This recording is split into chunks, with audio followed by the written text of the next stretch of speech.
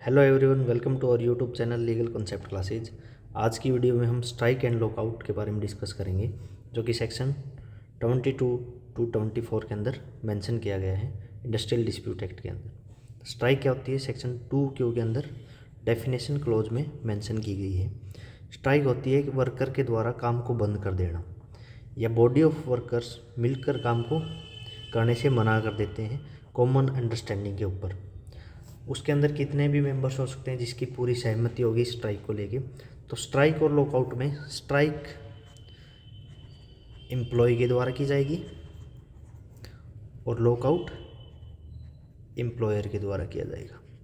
तो स्ट्राइक का हथियार एम्प्लॉय के पास है और लॉकआउट का हथियार एम्प्लॉयर के पास है। अब देखते हैं मीनिंग ऑफ लॉकआउट। लॉकआउट क्या होते हैं? Temporary closing of a place of employment, यानी कि एम्प्लॉयर के द्वारा कुछ टाइम पीरियड के लिए काम को सस्पेंड कर देना या फिर एम्प्लॉयर मना कर दे काम को कंटिन्यू करने के लिए नंबर ऑफ एम्प्लॉयज़ को, जो एम्प्लॉयर ने एम्प्लॉयज़ काम पर रखे थे उनको टेम्परेरी टाइम पीरियड के लिए काम पर ना बुलाए, रिफ्यूज कर दे। इसका मीनिंग होता है मीनिंग ऑफ लॉकआउट। तो स्ट्राइक और लॉकआउट में डिफरेंस क्या है? स्ट्राइक की जाएगी एम्प्लॉयज़ के द्वारा, लॉकआउट किया जाएगा एम्प्लॉयर के द्वारा। पब्लिक यूटिलिटी सर्विसेज के अंदर स्ट्राइक और लॉकआउट कैसे होते हैं? पब्लिक यूटिलिटी सर्विस जैसे कि रेलवेज, इलेक्ट्रिसिटी और वाटर, इनमें काम करने वाले वर्कर्स या फिर गवर्नमेंट एम्प्लॉयज़, उनका क्या प्रोविज़न रहेगा स्ट्राइक और लॉकआउट के ऊपर, जो कि सेक्शन 22 के अंदर मेंशन किया गया है। कि सेक्शन 22 क्लोज फर्स्ट बात करते हैं, जो पब्लिक यूटिलिटी सर्विसेज में स्ट्राइक की जाती है उसके लिए सबसे पहले क्या क्या प्रोविज़न्स फॉलो करने पड़ेंगे। बिना 6 वीक्स के नोटिस के कोई भी एम्प्लॉय स्ट्राइक नहीं कर सकता पब्लिक यूटिलिटी सर्विसेज के अंदर। दूसरा, 14 दिन के अंदर, नोटिस के 14 दिन के अंदर अंदर स्ट्राइक करनी पड़ेगी। फर्स्ट पॉइंट, ये टाइम पीरियड याद रखना है, 6 हफ्ते का और 14 दिन का नोटिस। और स्ट्राइक की expiry date, before the expiry of the date of strike specified in the notice, notice के अंदर स्ट्राइक कब बंद होगी उसका भी मेंशन करना पड़ेगा।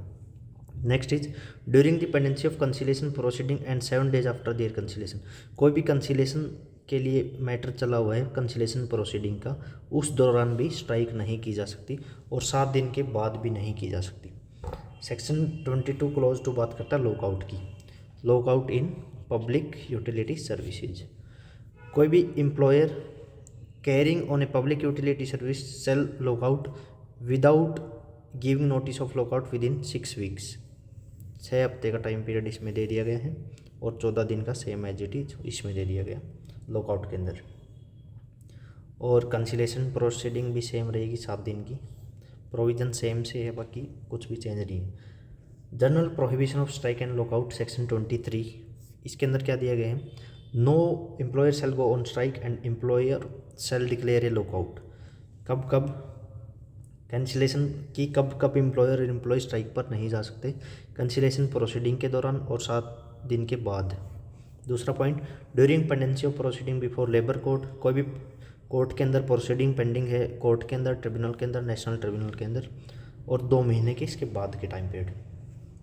आर्बिट्रेशन प्रोसीडिंग, कैंसिलेशन कोर्ट और आर्बिट्रेशन प्रोसीडिंग के अंदर या फिर 2 महीने के बाद तक भी कोई भी स्ट्राइक नहीं की जा सकती। या फिर सेटलमेंट और अवार्ड इन ऑपरेशन में है, इसमें भी आप स्ट्राइक नहीं कर सकते। तो ये प्रोहिबिशन लगाई गई है सेक्शन 23 के अंदर कि कब कब स्ट्राइक नहीं की जा सकती। कंसिलेशन प्रोसीडिंग में first point. Second point, during the pendency of labour court, tribunal और national court 2 months after the decision of the court and tribunal. Third is during arbitration proceeding and fourth is settlement और award in operation में है तो आप कोई भी strike और lockout नहीं कर सकते। अगर की जाती है तो उसको बोला जाएगा illegal strike and lockout, section 24। Section 24 close first बात करते हैं कि स्ट्राइक और लॉकआउट कब इलीगल हो जाएगी। जो सेक्शन 22 और 23 में हमने डिस्कस किया, उनकी ब्रीचमेंट होगी तो स्ट्राइक इलीगल और लॉकआउट इलीगल हो सकते हैं। गवर्नमेंट के ऑर्डर के अगेंस्ट जाकर स्ट्राइक और लॉकआउट किया जाए तब वो इलीगल स्ट्राइक और लॉकआउट माना जाएगा। अब सेक्शन 24 क्लॉज 3 के अंदर एक्सेप्शन दी गई है। Lockout declared in consequence of an illegal strike और strike declared in consequence of an illegal lockout shall not be deemed to be illegal. कोई भी लॉकआउट डिक्लेयर किया गया है ऑफ एन इलीगल स्ट्राइक और strike declared in consequence of an illegal lockout shall not be deemed to be illegal. किसी भी notice दे के अगर स्ट्राइक कर दी गई है, लॉकआउट कर दिया गया है, तो उसको इलीगल स्ट्राइक नहीं माना जाएगा। अगर स्ट्राइक और लॉकआउट के अंदर कोई भी फाइनेंशियल एड प्रोवाइड की जाती है किसी भी पर्सन के द्वारा, तो वो भी इलीगल स्ट्राइक और लॉकआउट के अंदर इंक्लूड की गई है। तो हमने section 22, 23, 24 strike and lockout, strike employer के द्वारा और एम्प्लॉय के द्वारा कैसे की जाएगी, पब्लिक यूटिलिटी सर्विस में स्ट्राइक के अंदर क्या क्या कंडीशंस दी गई है, और कब कब प्रोहिबिशन लगाई जाएगी स्ट्राइक और लॉकआउट के ऊपर, वो सारी चीज़ें हमने डिस्कस करी। अब डिस्कस करते हैं important case laws on strike and lockout. सबसे पहले फर्स्ट केस है Crompton Greaves limited versus workman 1978 का। स्ट्राइक मस्ट बी पीसफुल और लीगल, पीसफुल होनी चाहिए और लीगल तरीके से स्ट्राइक की जाएगी। अगर कोर्जिव और वायलेंट नेचर की स्ट्राइक होगी तो वो स्ट्राइक नहीं मानी जाएगी, उसके ऊपर एक्शन लिया जाएगा। नेक्स्ट केस था bank of India versus TS केलावाला 1990 का केस है। कोई भी काम नहीं करोगे आप तो आपको कोई भी पे नहीं दी जाएगी। Even if strike is legal wages are not automatic, strike पर रहोगे तो आपको कोई पैसा नहीं मिलेगा according to this case.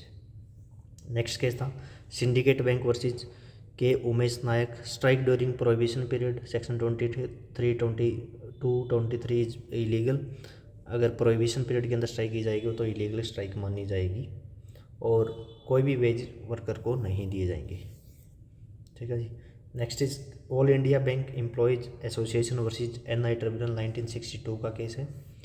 Right to strike is not a fundamental right but it's a statutory right, कि कॉन्स्टिट्यूशन के अंदर किसी भी टाइप की स्ट्राइक को फंडामेंटल राइट नहीं माना गया है।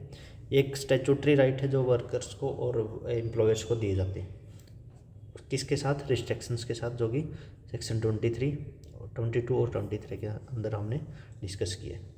नेक्स्ट चैप्टर के अंदर ले ऑफ एंड रिट्रेचमेंट के बारे में डिस्कस करें। आज की क्लास में इतना ही। Thanks for watching legal concept classes.